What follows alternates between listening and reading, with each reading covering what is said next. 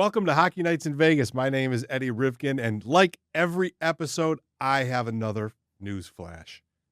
The December 26th Fit Over 40 centerfold. Sarina Taylor, ladies and gentlemen. What, December 26th? December of 26th. Oh, I thought you said December 26th. No, the Christmas episode. Oh, yeah. Yeah. Okay. Should we try that again, or do we? No.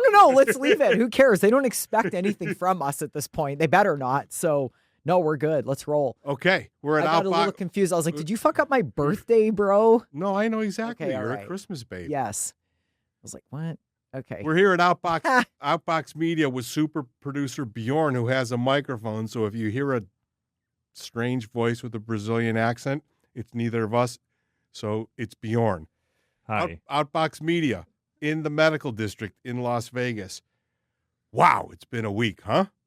It's been a weird week with really not a lot happening, but People a lot happened. taking molehills and building them into mountains, and of course, that's what we do. That's what we do. America, fuck yeah. You want to wrap up the Anaheim series? Quickly. I mean, yeah, it's Right. kind of like, I mean, the big story, and we'll sort of do it as a two-piece. Braden McNabb gets suspended. We wondered what the Golden Knights, how they were going to respond. Well, took 78 seconds for Mitch Marner to respond and basically explain to the Ducks that it was duck hunting season for the Golden Knights, and that was going to be that. They probably did exactly what we sort of expected. They started a little bit slow in the series. They sort of felt them out a little bit. They got outplayed in the first couple of games, but then they got up to speed. They made the adjustments, and they did their job, and they won a series that people wanted to make a lot of hype that it was going to be really super competitive. But in the end, the experience, the maturity, and the depth of the Golden Knights, kind of carried the day. Now, is Anaheim going to be a problem in the upcoming years? I think they're going to be a real problem, just not a problem this year. I think what happened, and first of all, when we did our last episode, it was the day of or something of before the game 6, and we weren't really sure what was going to happen. It was the McNabb suspension because Hannah got it to us. Yeah, and we kind of both predicted that they were going to come out flying and whatever. Right. So, but a lot of people were asking me during that series, what's going to happen in this series? And I said, I felt like it was going to be very similar to the Utah series, where the deeper it got, the more VGK's experience came out and the inexperience of the other team shone through. In Anaheim's case, yes, this happened, but I feel like Anaheim needs to look inside and go, how come our guys like the Jacob Trubas and the Chris Kreiders and the John Carlsons didn't really step up to the plate? John Carlson is an unbelievable defenseman. He's so good, but I feel like they got nothing from Kreider. They got nothing from Trouba. I'm not surprised, though. And I think that how come you have guys that are between 18 and 20 years old that are doing more than your veteran guys? Because the 18 to 20-year-olds don't know better. Well, no, but like they were working harder. They played like they didn't know any better. Which is what happens, when you have younger kids. Like if we look at Logan Cooley and guys like that in the first series, they're just balls to the wall. They're skating as hard as they can. I don't want to say without a game plan. That's not what I mean. But the Kreiders and the Trubas are a little bit more experienced. They sit back a little more, but didn't even. The only time we saw Kreider in the playoffs is when he cheap shotted a bunch of people from behind. That's literally all we saw. And I'll take that to, I'll die on that hill. He was useless. Well, I mean, that's his MO. Sure, but it didn't help his team. No, right? It did not help his team. I feel like we do have to address the media situation after Game 6.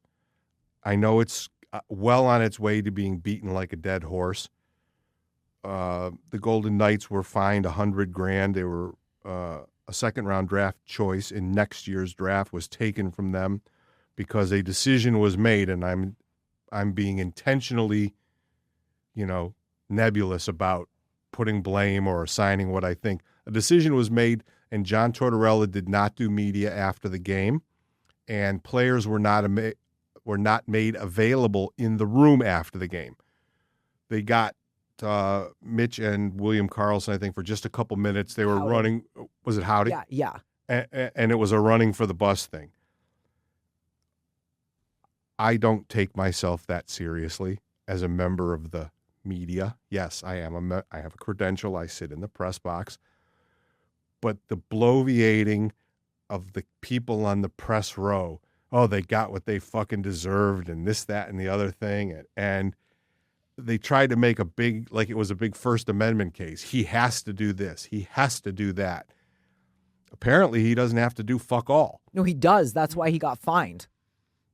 Do you think that he did that 100% on his own? Or do you think that maybe they had a conversation and they were very unhappy about the McNabb 2-game suspension? And it was 2 games because it happened 7 minutes into the first. A player with 855 games in the NHL, never been fined or suspended. They shipped him for 2 games in the critical section of the second round series of an NHL, Stanley Cup run. So maybe it's a conspiracy theory question. Do you think that George and Kelly knew Torts was going to give the double bird to Gary and not do the media, and who keeps the locker room closed? I have lots of questions about this. Well, I would assume whether Kelly and George knew or not, it's Torts' call. He's in control of the locker room, and I believe very firmly that was his decision. But he does have to provide himself and whatever else to the media. Why he didn't, I don't know. I feel like the team did a pretty good job of saying, listen, we are not going to make a comment about the Braden McNabb situation, period. And we all know Torts. He won't answer a question he doesn't want to answer. He will literally deflect it. Like, hey, when's Mark Stone coming back? Stop asking. He doesn't shy away from questions. So I don't really think it was a situation of him trying to avoid that, because he would have just shut it down. And I feel like Kelly and George give him the autonomy to do that. So I don't really think there was much more. But for argument's sake, this is literally these people's jobs to do this. So, some of these guys, they have to pay for their own flights. They have to pay for their own way to get there. And you and I don't have the same job they do. This is literally their livelihood to write for this hockey team. And if there's an obstacle in the way for them to be able to do their job, that's why the NHL has these rules in place of you have to participate in X, Y, and Z, because it's cyclical, right? So I think I see their viewpoint because it affected a lot of their jobs. That's just my take on it. Well, I think that this can be looked at from a whole bunch of points. And when I talked to our friend Brian Salmon last night, the point that I wanted to bring up to him was that it's more maybe flawed with the NHL's policy. When the Eastern Conference Finals start on Thursday, the Carolina Hurricanes will have not played a game in 12 days. What in the fucking fuck is Rod Brindamore going to talk about at media every single day for 12 days when they weren't skating for a bunch? Yes, they were in their training, but he's not going to have them practicing for 12 days in a row leading. That's just stupid.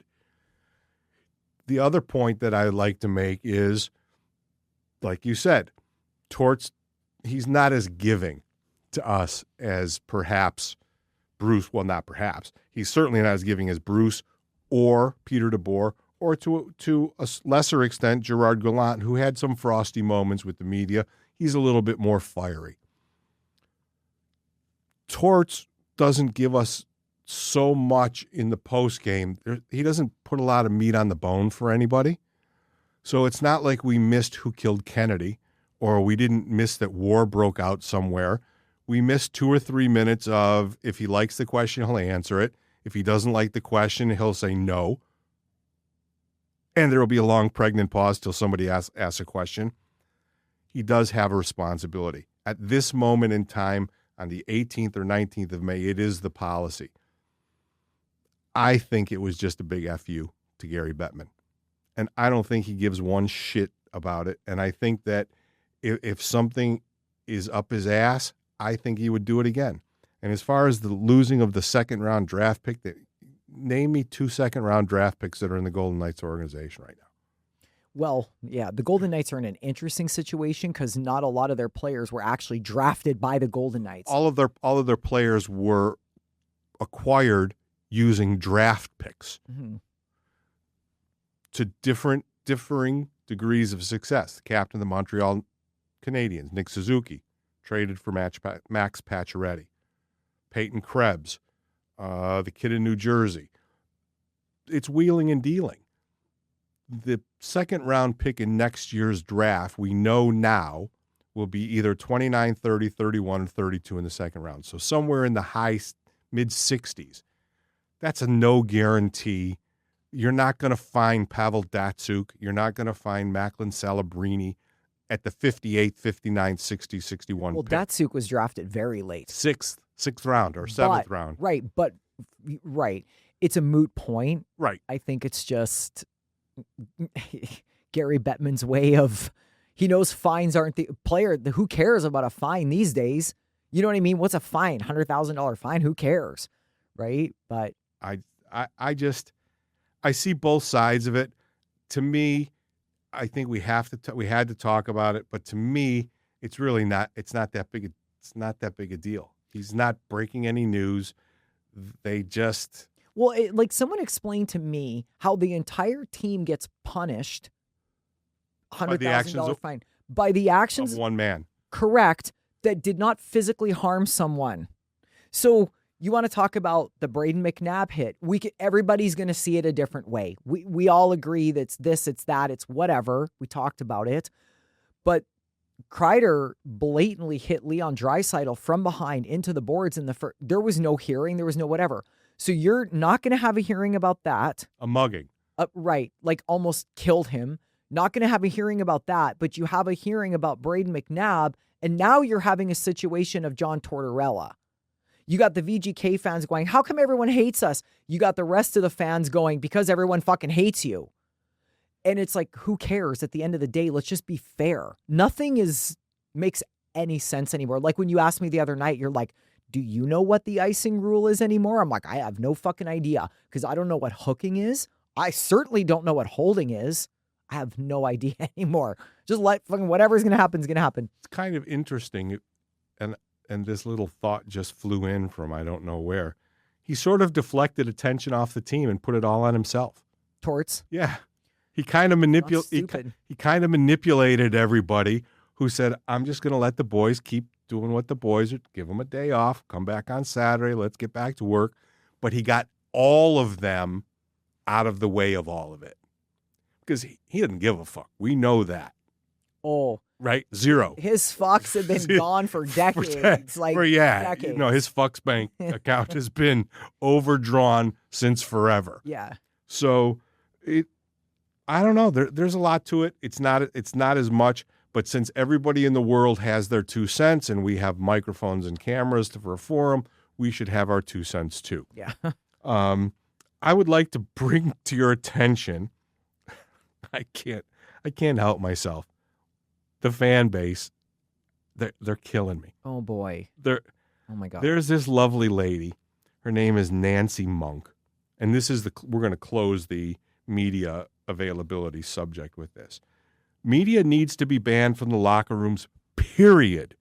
Let the players enjoy their glory and absorb a loss in total privacy without your ignorant repeated questions. I can't stop.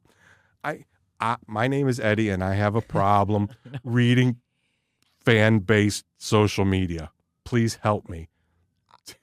Listen, I don't want to go on here and fucking get in trouble for ripping somebody apart again, but it's the people that don't get it. It's the people that are like, the police need to stay out of everybody's business. Do they though? Do they? You're like, come on, that's literally the job. Again, this goes back to what I said about it being cyclical. Lady, if there's no media, you don't get any information. And this is an age of social media. So it's not like back in the day when there was only radio, television, and newspaper to print. There was still reporters back then writing about, with a pen. Right. 100 years ago, there were people broadcasting hockey games, covering it. It's the way it goes. It's like, and to, kind of touch on the on the same subject of like the dumb questions or whatever she said. It's like, do you guys understand? It's just like what we said about Rod Brindamore, and I said this about last week when I was telling you about Garrett, what Garrett said about Torts. Like, there's only so many questions you can ask, and there's only so many answers you can give. You know, with Brindamore sitting for 12 days, he's not going to have. Why do you think these guys are having days off? Like Torts said in media availability earlier, he's like, practice at this point is pretty much useless. I think that was the word he used. Yeah, teach with video. Yeah, it's like, listen, but so he does. He came, he gave us some pretty good stuff. Yeah, he was in a good mood this morning. Yeah, because he wasn't getting asked the same questions over. But again, when you have so much media availability, I hear what she's saying. It's the same question. We get that. We get it. But it's tricky when we're in it's not a hockey market. So what do you expect the reporters to ask when they don't know the game? They've never played it. You can't have it all ways. I mean, let's be honest. And we both like Danny Webster of the Review Journal very much. But if his first question would have been about Stone and Lozon, yeah, Torts' media might have taken a completely different tone this morning. I feel like, and Danny was a couple minutes late. Yeah, that's what I mean. He missed his call. I think Torts was probably like, okay, Danny's not getting the first question. I'm not going to pop off. And it lasted longer than 2.5 minutes. Poor Danny, bless his heart. He was so loved by Bruce. Yes, he was. Yeah. But it's just, I think that John was really, he answered the questions to the best of his abilities today. He had energy for everybody, which understandably he doesn't always. Yeah, I was surprised, pleasantly surprised. The questions were better. They weren't redundant. And, you know, redundancy is the thing that just snaps him.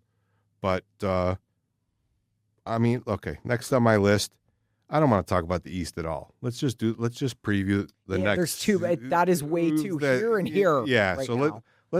So I don't know if you're a golf fan at all. The Golden Knights just shot par. The minimum expectation for this team is making the Western Conference Finals. If they win the Western Conference Finals, it's a birdie.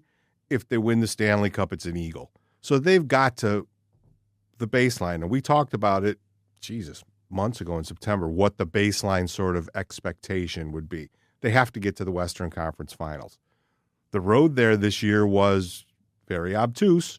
It was a roller coaster, to say the least, but they got there. And now they meet the juggernaut, right? The Colorado Avalanche. Like you said earlier, Utah's a good team, young and fast. Anaheim's a better team, young and a little faster. Well, now big, mean, fast, and experienced all shows up in one series. And everybody's saying the Golden Knights are going to get steamrolled. Colorado in 5, Colorado sweep, Colorado this, Colorado that. I am of the opinion that these people are wrong, and they're idiots. Colorado has not seen this version of the Vegas Golden Knights. Torts did coach against Colorado in the 3rd or 4th game of his 8th game in the regular season, but Colorado had already won the President's Cup. And Vegas was playing literally for their playoff lives. Injuries are certainly something that we're going to get to in the frame of this. Val Nichushkin, Cale Makar, on our side, Mark Stone, Jeremy Lozon. As a broad picture, tell me what you think this series is going to go like, and then we'll get into the minutia of why. I honestly don't know, because one of 3 things can happen. Vegas can surprise everybody, play well, knock them off their game. Do I think the probability is high of that? Not entirely. Vegas can play like crap and still win, or Colorado can beat them. So I think that if Colorado is on their game, they're very hard to stop for a reason, right? Like we talk about, like losing, like not having healthy Nichushkin and Makar is tough for them. That's a bigger loss for them than not having Mark Stone and Jeremy Lauzon. Because I think even Jeremy Lauzon would admit he's no Cale Makar. Nobody is. It's apples and oranges, right? He's better. Yeah. For the podcast. Yeah. Oh, we love him so much. Side note, before I left today in the dressing room, I looked at Lauzon's locker and there was a pair of figure skates on the ground. And I'm like, I started laughing. I'm like, is someone punking Lauzon? I'm like, hey, what is this? What is this? I was like, why are there figure skates? He got a kid? Well, sometimes they come with their families and stuff. And so then who sits right next to him on the other side there? I forget. Anyway, it was like somebody had little kid skates. I'm like, he's right there next to Ben and Braden McNabb, I think. And Braden McNabb. Anyway, So anyway, we were cracking up about how there was all these other skates. I was like, I literally thought someone was playing a joke on Lauzon, having these figure skates sitting there. And everybody was laughing. Like Aiden Hill was sitting there. All those guys were laughing. But Garrett was like, no, I think it's because they're going to bring like their family. I was like, it would have been way funnier if those were figure skates. Did you take a picture of the stall? I was going to. I should have, but we were just like, everyone was cracking up. And I'm like, I also told Ben Hutton today, he was walking and he beat me to my seat, which is right next to Rasmus Anderson. I go, oh, I guess, you're going to go take my seat. And he's like, I'm going to go park it in there. I was like, I'm going to get the fucking nameplate changed on that bitch. And Ben Hutton is the best. I know we're getting off topic, but I went up to him today and I said, you know what, Ben? I go, you have been fucking unbelievable. I'm so happy for you. I said, you've just been standing that fucking blue line like a boss. And Razzie was sitting there and he cracked up and Ben's like, gotta keep going. Like he was so touched I said that. But Ben's been awesome and I'm so happy to see it. Anyway, Jeremy Lauzon figure skates, rewinding it back. What the hell were we talking about? We're talking about the series. Oh, yeah. That little thing that starts Wednesday night. Yeah. If Lauzon could play wearing the figure skates, we'd win for sure. But anyway, I think that both teams, though, are strong enough to overcome what they're missing. Yes, those are huge losses. And it just goes to, I cannot stand when people use the excuse when guys are injured. It fucking drives my bus. Like, oh, Minnesota, if they would have had blah, blah, blah, blah, blah. Stop. You fucking didn't. You didn't. And you didn't figure it out. So there's no point in saying if we had this, I go, hey, listen, Edmonton, 2 years in a row, Draisaitl was hurt in the first playoffs and Hyman was gone for the whole second. And somebody said to me from Edmonton, even this year, they're like, well, if Hyman would have been healthy, stop. He wasn't, so it doesn't fucking matter. And that's how I feel even about the Oilers. That's how I feel about everybody. It's like, well, you know what? We got to work with what we've got. And I think that Torts has done a really good job of going, okay, I'm going to figure out my lines with these guys. I don't think Bruce puts them in the same situation. We've seen Torts get ballsy with the lines in the middle of a game, and that's why it's working. Who would have thought, hey, I'm going to put Mitch and Carlson together. Fucking boom. I'm going to move Hurdle. Boom. Look what's happening. I don't think Bruce had the balls to do that. And I think that's why John's here and Bruce isn't. Jared Bednar on the other side is exactly the same way. He's smart hockey guy. And nothing against Bruce. Bruce is obviously, we love Bruce, right? But Bednar has a whole arsenal of guys to work with as well. Well, both of these coaches are coming into the series with their guns fully loaded, for the most part, fully loaded. You brought up a really good point that I want to touch on as we start to break down sort of parts of the series. William Karlsson, as we all know, was out since November 6th or 7th or something like that. 5 years. Games. Yeah, I mean, he had short hair when he was injured, and now he's like a Muppet. He has a whole family. But just the chemistry of that line, that's not what you would normally view as a prototypical second line in the NHL, especially on a team that's stacked with the Jack Eichels of the world and Pavel Dorofeevs and the scoring and stuff like that. But that line came together. Karlsson in the center, puts Mitch back on his regular spot on the wing. He doesn't have nearly the amount of defensive responsibilities as a winger as he does as a center. We know Bill is one of the best two-way centers in the game. And then the great Gretzky does nothing but score in the postseason. Moving Hurdle down and Dorofeev down gets them better matchups.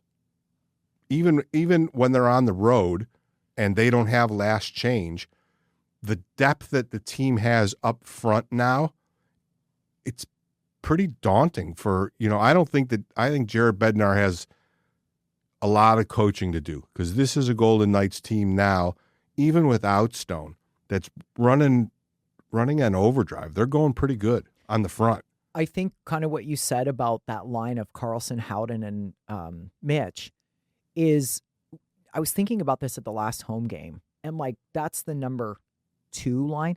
It's their top line. It doesn't mean they're the number 1 line for matchup purposes. Right. But it's their top line. And when your number 1 line is not as good as your number 2 line, there's not one better problem in the National Hockey League to have. Right? It's like, oh, this is our second line. They're playing better than our first line, but our first line's still really good. You can't have a better problem than that. But let's talk about Brett Howden for a second. He's fucking Yari Currying the shit out of his life right now. 3 shorthanded goals is the most anybody's ever gotten tied. He's tied for most ever shorthanded goals in the playoffs. You know who he's tied with? In fucking 2 series. You know who he's tied with? Yeah, he's tied with Wayne, isn't he? Yeah. It's Wayne and 2 others who are all in the Hall of Fame. Right. So, and that wasn't even 2 full series in. That was like 8 games in or something crazy like that. But that's all Mitch. Yes. It's all Mitch. And not taking anything away from Brett. Brett says it. He says, listen, when he has the puck, I only have one job. Dude, find open ice. Doesn't matter where it is, find open ice. The puck's coming. Which is kind of shocking if you want to circle back onto like, it's interesting to watch. We talked about Mitch and Jack. It was a bad fit. Right. It's just a bad fit. At the start of the year, everybody just assumed they were going to play together. They're 2 playmakers. Not this guy. They're 2 playmakers. You got to separate that. And I mean, sometimes I stop and think, I wonder what would happen if these guys were all playing together the whole year. But it is what it is. We're here now, and let's just it's 1 game at a time now. It's 1 period at a time. But Colorado, the thing that makes them so dangerous is they are never out of the game. We saw them down 3-0 to Minnesota, and they never quit and came back and won. And a lot of that was Minnesota rolling over and playing dead and not playing the last. They had 7 shots in the last 40 minutes of the game. They rolled over. They mimicked the Vegas Golden Knights that have done that the majority of the season. 100% correct. So that's the concern, right? But not saying Vegas is going to do that. I don't think that's going to be a concern anymore. It has been even in the playoffs. I mean, look at some of the games at home where like, fuck, cool, we've had 2 shots this whole period. I wonder why, Colorado can make teams do that. That's what people don't understand. It's like Minnesota, sure, they they rolled over essentially, but Colorado forced them to do that. That's what's dangerous about Colorado. They can force teams to not be able to come out of their zone. And you look at Carolina, I know we're not talking about the East. Carolina is so good defensively. They never get caught. They always have a bunch of guys back. They always come out of their zone well. Vegas has been pretty good getting out of their zone. And if we could play the rest of the playoffs shorthanded, we'd probably be in a better state. Yeah, we'd be okay. We win. But Carter Hart's going to be a huge factor in this series. It always goes without saying, your goaltender, but he is going to be a huge factor in this series. Well, Colorado had a little bit of a bobble in net against Minnesota. They made a goalie change. I think in order for the Golden Knights to make a goalie change, Carter Hart's going to have to leave on a stretcher, because if he's hurt and not on a stretcher, they're going to prop him up. It's his net, and we don't need to go into that. That might be the key matchup, is the goaltending. I don't remember which wood is which. There's a black wood and a wedge wood, right? Yeah. Right. I don't remember which one is which. I'm sorry, I didn't prepare. But Carter Hart is going to have to be excellent, right? Colorado's coming, and they have the most active D, with Makar and the others back there. The Golden Knights are going to have to be very mindful of their forecheck, because if Colorado beats their forecheck, there's going to be a whole bunch of odd man rushes coming with their defense jumping in. And I think if you said what's the one key to the series, I think it's that. How does Vegas avoid or neutralize Colorado's ability to get out of their zone and beat the Golden Knights forecheck? I think that's exactly it. Like we just talked about Ben Hutton. The amount of times he kept the puck in at the blue line, you can get away with that against an Anaheim. Colorado, that's a different outcome 2 out of 3 times. Yeah. Right? There's just the experience. There's the power. Colorado has a lot more power forwards than Anaheim does. They're just going to push and push and push. I mean, Colorado's a grown man's team. Yeah. They're big and they're strong and they're mean. I do want to circle sort of back, and I want to talk about Ben Hutton and Dylan Coghlan. Dylan Coghlan was originally with this organization. He got let go. He came back. They brought him back, which says an awful lot about the young man's character. I mean, not a young man. I think he's 27 or 28. He has the hardest shot in the organization. Everybody will tell you that. But he went from 7th D, 8th D, something like that, with McNabb out and Lauzon out. He played 20-some minutes in Game 5, and Torts, the person who isn't overly spreading of love and compliments, said, listen, the kid doesn't look nervous at all. He makes plays. He pinches when he needs to pinch. He surfs when he needs to surf. He defends. He makes the pass. He doesn't just dump the puck out. I was really, really impressed with the third pair we never in a million years thought we would see this deep in the Stanley Cup playoffs. A lot of that probably is a testament to the steadiness of Ben Hutton. We all know it's unequivocally true. The greatest locker room guy ever. The happiest, funniest guy. He's the best $900,000 AAV contract in the NHL, if you ask me. Loves his job, comes in and does his job, breaks up the stress if there's stress, and he's just loving life. But he got called in, and he stood up. He did his fucking job. Him and Dylan Coghlan were outstanding in Game 5, and they mitigated that whole Braden McNabb major penalty game misconduct. And this is probably the first time we've talked about Dylan Coghlan this year. It might be the last time, but it was such a significantly powerful performance that it's worth talking about. They were unbelievable, and it goes to show you about the character, like you said, good quality people. This organization has some good people. The players are good people. And that it shines through when things are like, okay, listen, Ben, Bobby, or Hutton, you played the majority of the season, but now you're not going to play that much anymore. But you're still going to practice, you're still going to warm up, and you're still going to travel. And we're just going to tell you when we need you. And he's like, okay. Give me my per diem check. Yeah, and he comes in, and when he has to, he hadn't played in how many games? He stood right in there and nailed it. And Coghlan, I mean, his like he said, what's his name said, the lack of nervousness. Coghlan looked like he'd been playing in the NHL for years. Defensemen get way more nervous than forwards when they're inexperienced because there's a lot more on the line, right? But, man, those guys just stepped right in. And, listen, the Dylan Coghlans and the Braden Bowmans want to be in fucking Mexico. They're not. Well, they'd rather be here, right? But they're practicing, they're skating, they're not in the lineup, but they're called up just in case. The last guy off the ice today at practice, Braden Bowman. They were running shit drills and stuff with him. Last guy off the ice, still out there.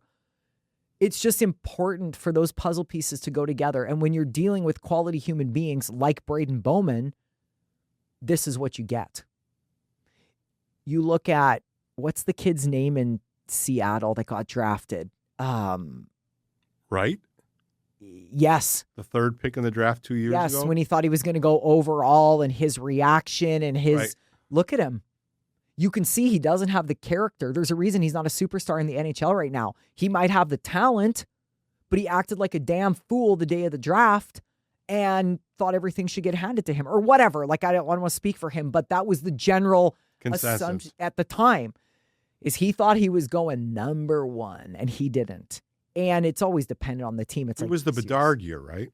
No, he was before that. Because Bedard, everyone knew Bedard was going number one. Shane Wright, I think, was the year before that. Who was the number one? Slafkovsky. Oh, yeah, that's right. Because everybody thought he was going to Montreal. Yep. Which in hindsight, right, did Montreal make the right pick? Who knows? Nobody knows yet. Right. So it's always interesting to see when you get these quality human beings. And I'm not talking about this ever again, but they just take and trade for and sign people that they know are going to be good locker room guys, and they're good people. And that's all I'm going to fucking say about that, because we're not bringing that shit up again. The Vegas Golden Knights win this series if Carter Hart stands on his head. They can somehow stifle. You can't stifle Nate McKinnon. They can somehow block a lot of shots. And they have to fucking hit. Barbashev needs to come out like his ass is on fire and run everybody through the boards in his first couple shifts, just like he did against Utah. Everyone's like, Jesus. And then he stopped. I'm like, why are we not doing this again? Barbashev's capable. And I think that's what they have to come out physical, because that's the style Colorado is going to bring. Like you said, they're the big, mean, like. I think the key to the series is that McKinnon doesn't beat them. He's going to. You know, years and years and years ago, the Detroit Pistons put on what they call the Jordan rules. If you're going to beat us, Michael Jordan is not going to beat us. We're going to put everything we've got in to defend Michael Jordan. If you guys got it, then you guys can have it. I believe that John Tortorella and John Stevens and Dom Ducharme and Coach Ward have the ability to scheme to reduce McKinnon's effect on the game. If he runs wild, the Golden Knights will not win the series.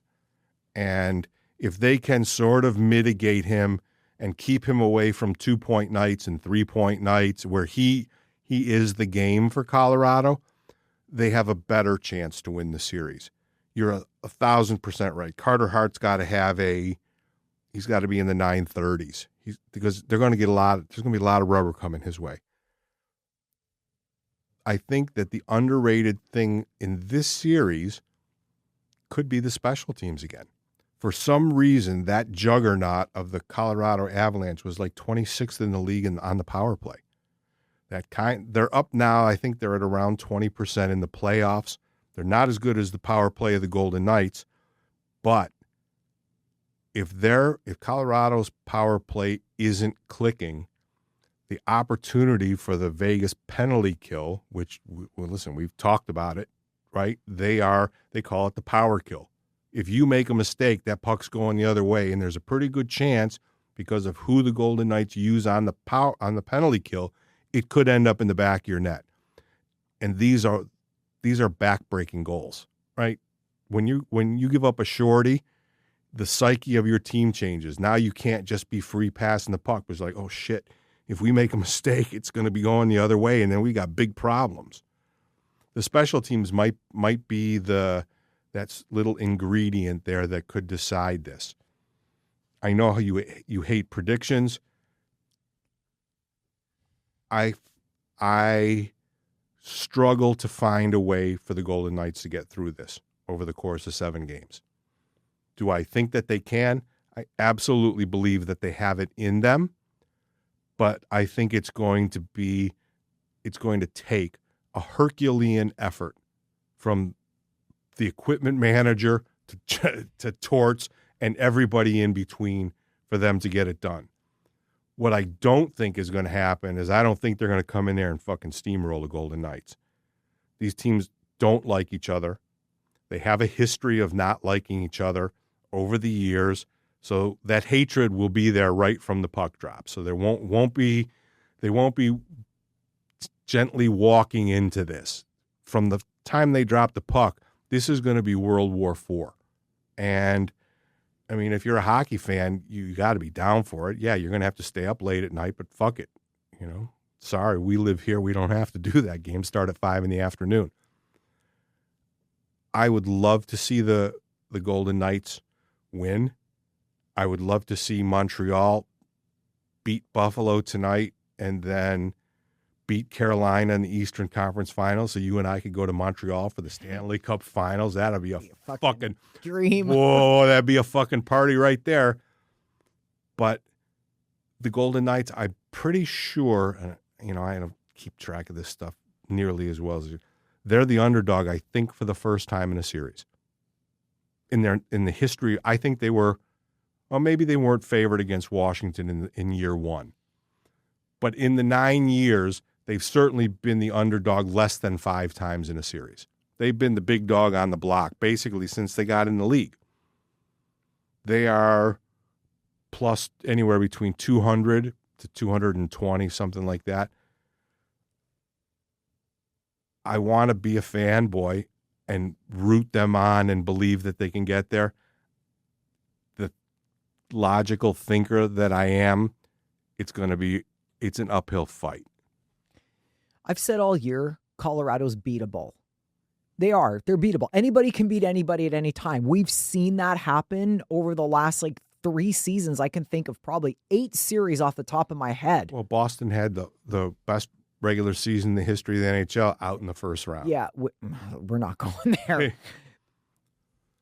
On that note, speaking of that, I feel like something unfortunate is going to happen again to one of these teams. And when I say unfortunate, I mean the Brayden McNabb suspension. To me, that's unfortunate because I don't think it was the right call. Something's going to happen in this series that is polarizing, that pisses somebody off. Yeah, which always does, but there's going to be something. But I do agree. I think Colorado's just so strong in so many areas, in more areas than the Golden Knights. I'd put my money on Carter Hart before one of the Woods, but overall, I think it's pretty tough. Again, anybody can beat anybody, but I do agree. I think it's me. I don't know. I don't know. If Vegas won, it's not like I would be shocked, right? Oh yeah, if Vegas wins, it's because they're going to deserve to win. Yeah, they're not gonna back into winning this series. Yeah, they're going to. If they win, they're going to be clearly the dominant team. Yeah, and that's not typical of Colorado. They're Correct. Not the team that goes, oh, we had a shitty series, here we are. That's not the way they've ever played. They got a great coach in Jared Bednar. He's been there for my boyfriend. You're crushing. Yeah, I love him so much. Especially now that he got hit in the face. Oh, Silver Fox. Stop. Blah, blah, blah, blah, Stop. Blah, he got hit in the face. He's got a scar. He's a good Sasky boy. But it's he's been there for a long time. And John has done an incredible job here. I mean, even he said, he goes, he answered a question. He's like, I haven't been here that long. Even he knows. But when you have a coach that's been around for a long time and you have players that have been around and they're all building together, that's really important. And that's where they might have an advantage. Not saying that Jared's going to out-coach John or anything like that. But when you know your players that well, that's a huge advantage. Let's play rapid fire and get out of here. Okay. So I came up with one last week. I didn't like it. Okay. So what I want to do today is for rapid fire, I'm going to ask you about different players, different whatever, but it's going to be present then past. Okay. So you're going to give me your present player and your past player. So just who is your favorite forward present day? Favorite forward, any forward. I'm a big fan of Nathan MacKinnon. I think he epitomizes what a forward in the NHL should aspire to be. Love that. Past? Gordie Howe. Love that. Favorite defenseman present? I'm not a big fan of the offensive defenseman. I like guys that got a little bit of grit to them and a little bit of sandpaper. It's hard because it's hard to be good at both. Evan Bouchard, 90 points, but it was probably minus 90 because they scored. At minimum. Right? Yeah. Braden McNabb is plus 30, plus 40, plus whatever, and I like the style of the aggressive defenseman versus the Cale Makars and the Hughes. I can't remember which Hughes it is. Yeah, fuck, I don't know. Quinn is in Minnesota. With the one that's in Minnesota, right? The Hughes kid. I always say Hughes. that That's it. The Hughes kid. Yeah, I like watching Braden McNabb play because you know exactly what you're going to get. I also like watching Moritz Seider in Detroit play. I'm a homer. I'm from Detroit, so I watch more Detroit games than, any other team that's not the Vegas Golden Knights. But as somebody who, as a kid, was a center and a scorer, and when I had my growth spurt, became a defensive-minded defenseman, I appreciate the simplicity that Braden McNabb plays the game with. I love watching Braden McNabb, especially in the playoffs. I thought you were going to say Noah Hannafin because you like a kind of I don't know. I just, for some reason, but I love the Braden McNabb answer. Passed. Nick Lindstrom. I knew that I would have bet my life on. I mean, he's the perfect human. Yeah. He's 6'7" Norris's, captain of a team, won a bunch of cups, right? If you see him in the press box now, it looks like he could go down and play, and he's 50-something years old, I think. My cousin was texting me, and we were watching the intro of the Montreal Buffalo game, and Larry Robinson carried in the torch. Right. She goes to me, this motherfucker, 7 plus minus of 722. She's like, how the fuck is that even real? I'm like, that's Montreal defenseman in the 70s. Yep. It's 722. That is unheard of. Like, we're going back and forth. Like, how the fuck is that even possible? I had to bring that up about Larry Robinson. Just unbelievable. Favorite present goalie? I got nothing really for goalies. I mean, Fleury's retired. He was always nice to everybody in the room. He was fun to watch, but he's not. He's passed. Hobby Boulin's not current. So I was going to say, that's mine, Hobby Boulin. So Hobby Boulin is out. I mean, that's really tough. Igor Shesterkin is just so good. He is really good. He's so good on a really bad team. Probably, that's a question that you should ask Jesse Granger. Yeah, Jesse's goalie. Because he's the goalie guru for the Athletic. So he would probably have a much more educated. I'm more like the coaches. I don't really talk to the goalies. I leave it to Berkey. What about past? Dominic Hasek. Really? Absolute fucking hoot to watch. Didn't matter what sweater he played for. He changed the way the position was played. Yeah, it was wild. He was a fucking maniac, right? I would never have thought you would have said that. And I saw Tony Esposito. I saw Grant Fuhr. I saw, Eddie Belfour. I saw all of the great goalies of that sort of era, right? But the one who did things that none of them did was Dominic Hasek. Think about, just before we go on, think about how many goaltenders went through good goaltenders went through the 80s and 90s. Oh, every team had a fucking stud. They were stacked. Yeah, wild. Who's your present? Do you have a favorite or a preferred coach? I like how John Cooper handles his business. He's the professional's professional. He has just enough fire in him if something really pisses him off. But he seems to me to be the most regulated, down the line, gets it. And that, a lot of that could be because he's a lawyer and he presents himself that way. But you have to just look at his longevity and his success as far as current coaches go. It has to be him. I would agree with that. Pass. Scotty. It's not even out of my lips. Scotty, come on. The guy's players hated playing for Scotty Bowman. Hated it. He's a fucking nut. He was a maniac. He's a maniac. He got a big scar on his head because he fucking got his head split open. He was cuckoo for fucking Cocoa Puffs. But you know what? He's got more rings than fingers. Yeah.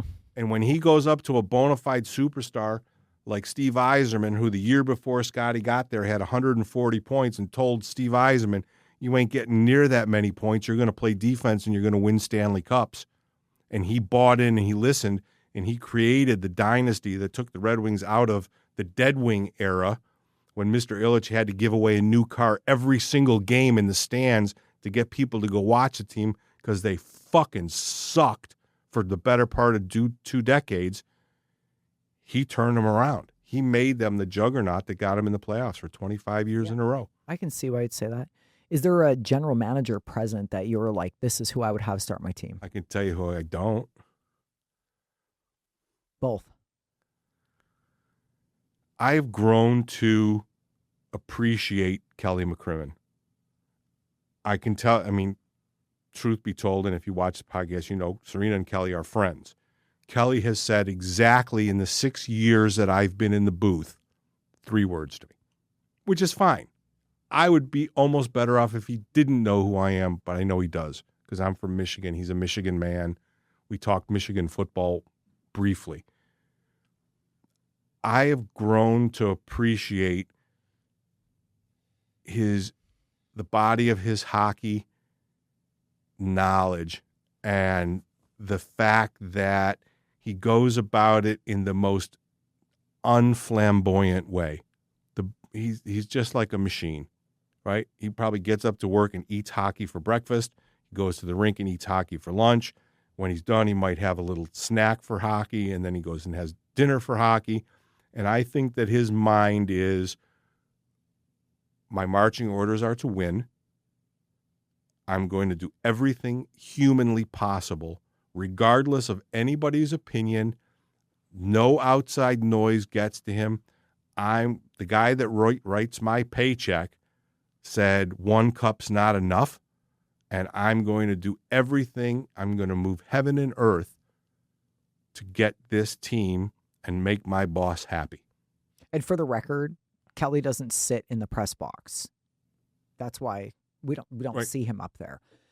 But he's not a mean person. It's not like he walks by and ignores everybody. The thing with Kelly, obviously seeing him go through a whole bunch of different phases in his life, is he's an educated man. And that makes a big difference. Kelly's got a college education. He's smart. And he's got hockey knowledge. That's what makes him lethal.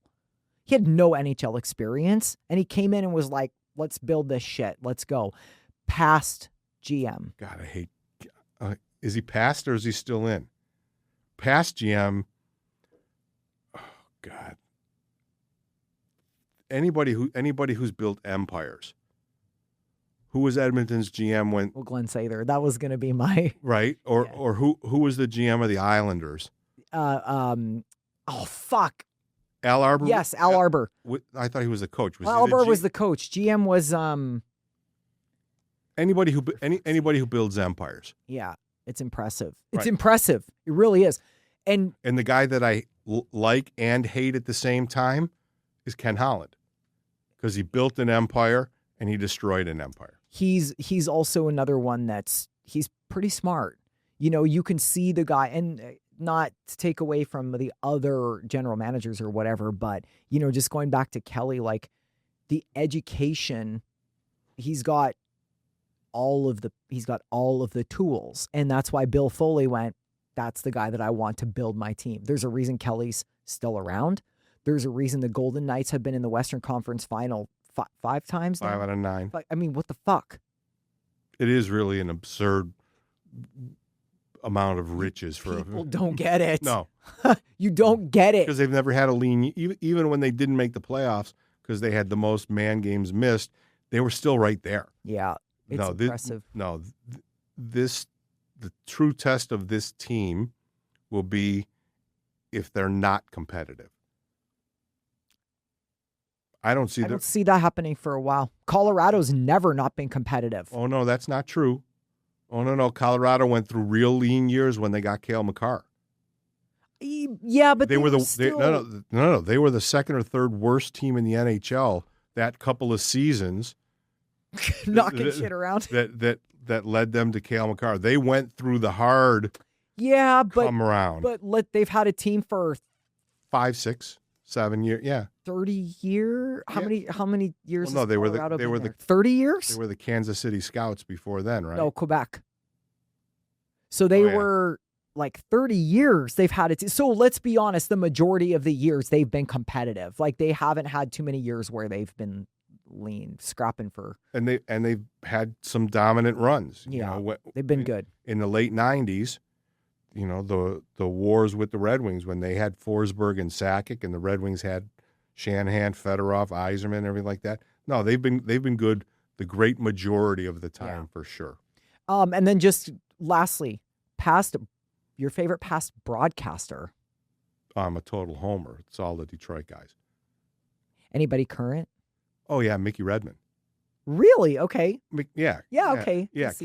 To me, and I like Ghosh a lot. You know, we get to talk to him. He's really, really a nice guy. The nicest. And he really, you know, and I knew he was in Boston before he got here, but I didn't really know anything about him. But Ken Daniels and Mickey Redmond was a 50-goal scorer in Montreal, a 50-goal scorer in Detroit. He's in his 70s. He's been a color guy for 40-some years. He talks like a player.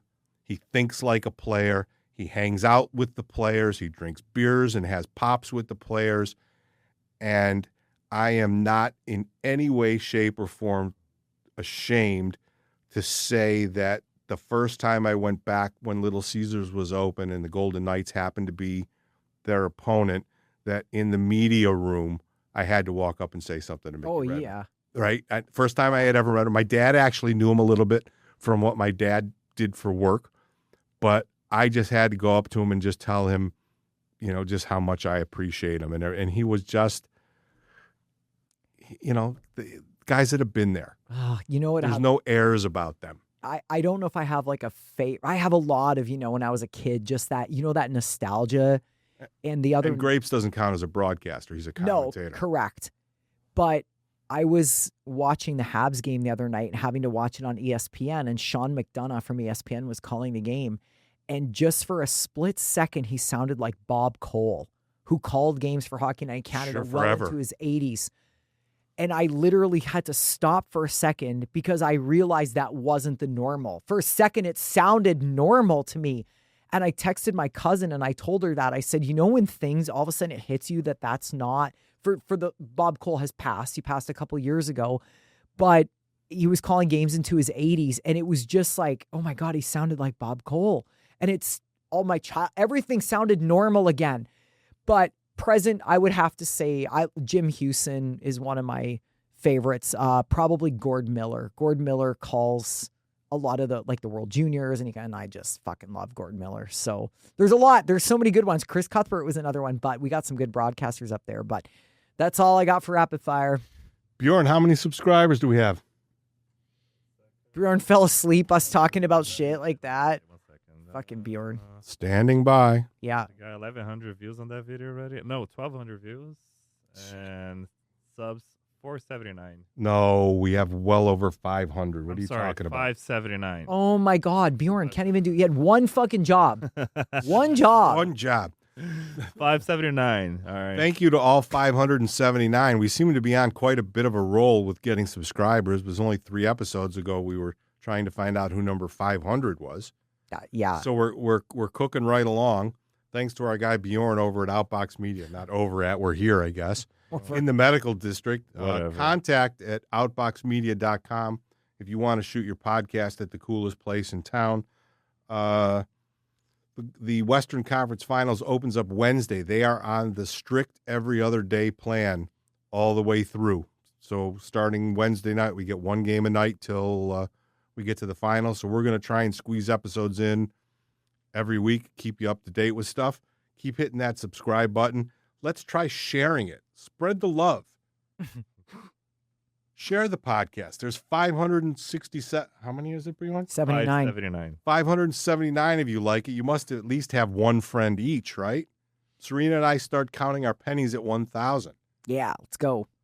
Let's go. That's it. We're out of here. This is episode, believe it or not, this is the 148th episode. Whoa. Ooh. So I hope the Golden Knights are around for us to do something special on 150. I don't want it to be the preview episode for next season, but we'll fucking wrapping it up. But yes, thank you to all of you. We'll see you next week.